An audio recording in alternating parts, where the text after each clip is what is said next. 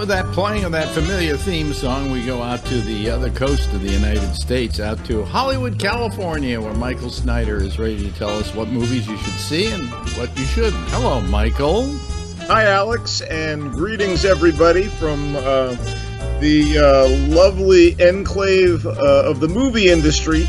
And, sometimes you have good weeks, movie-wise. Sometimes you have half-assed ones. This seems to be a mixed bag. So we'll kick things off with Disney's very realistic-looking, beautifully rendered, computer-animated remake of The Lion King, which is, of course, the studio's well-regarded 1994 2D animated musical drama about a young lion's coming of age, purportedly inspired by Shakespeare's Hamlet, but at least partially ripped off the Japanese cartoon series Kimba the White Lion. Hey, as far as I'm concerned, this new Lion King is a waste of time and millions of dollars in order for the Mouse House to milk a cash cat. And I ain't lying. You may believe that a jungle animal can talk and sing after seeing this, but you already did if you saw the CGI live-action remake of Disney's The Jungle Book a few years ago, another repurposing of a cartoon classic from Walt's vault,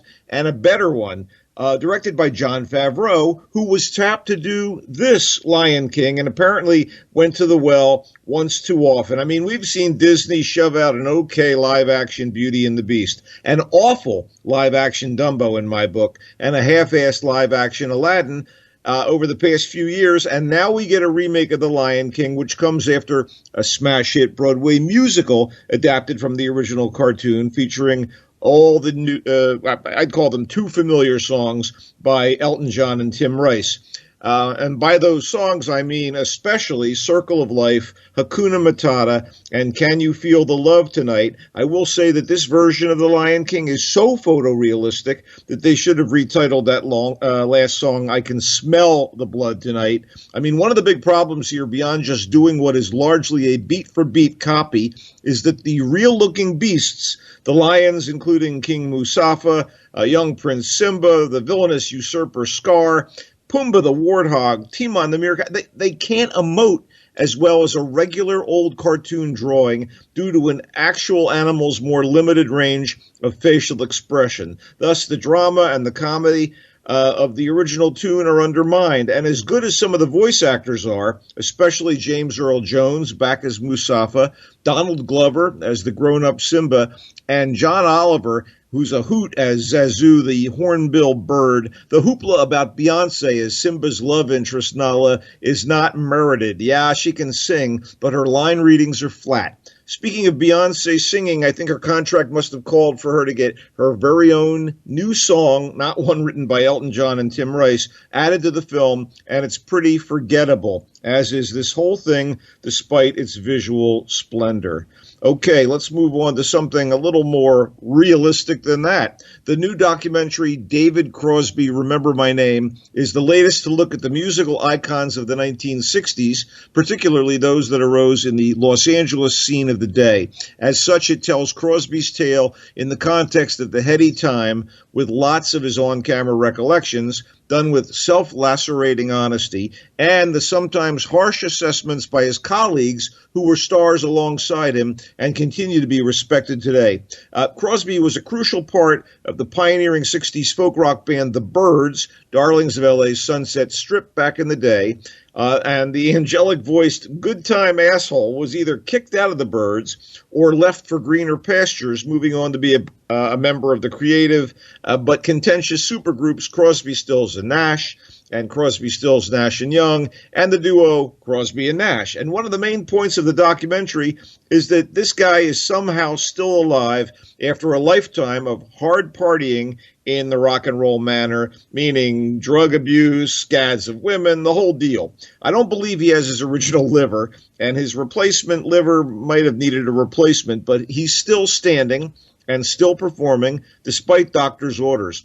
And other than his adoring wife, who was his second, I believe, and his current band of younger musicians, he's pretty much on his own, having alienated all of his famous former friends. These days, Crosby has had a small renaissance with a couple well-received solo albums, but he's had to tour to make ends meet, and it's pretty affecting to watch him try to deal with the grind and come to grips with fallout from his checkered past. I mean, bad decisions, broken trusts, things that have dogged him despite a career of memorable music. The movie's directed by A.J. Eaton and produced by Cameron Crowe, the filmmaker and ex-rock journalist who made Almost Famous.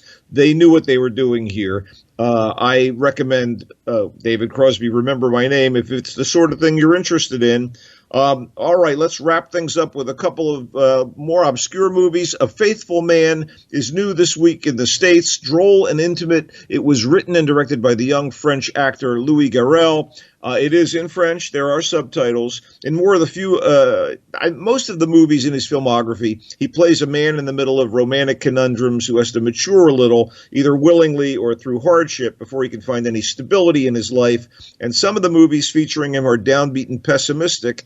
This one of his own is kind of light and sweet. It's almost ephemeral. It starts off with a woman named Marianne who's sleeping with two men and gets pregnant. So she tells her live-in lover, Abel, played by Garrel, that she's leaving him for the other guy, Paul. And 8 years later, Abel and Marianne see one another at Paul's funeral.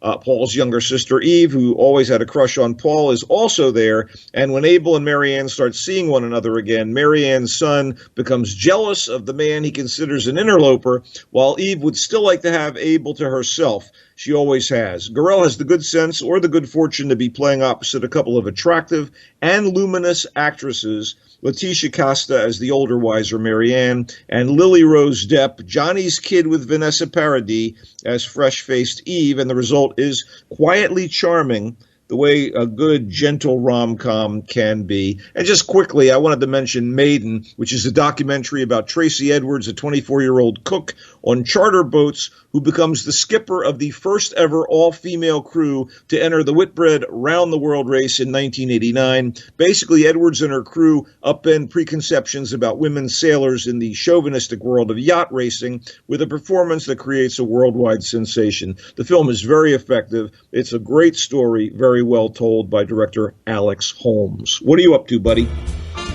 Not much of anything. Not watching anything.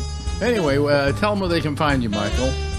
On Twitter at Culture Blaster and on Michael Snyder's Culture Blast page on Facebook and here.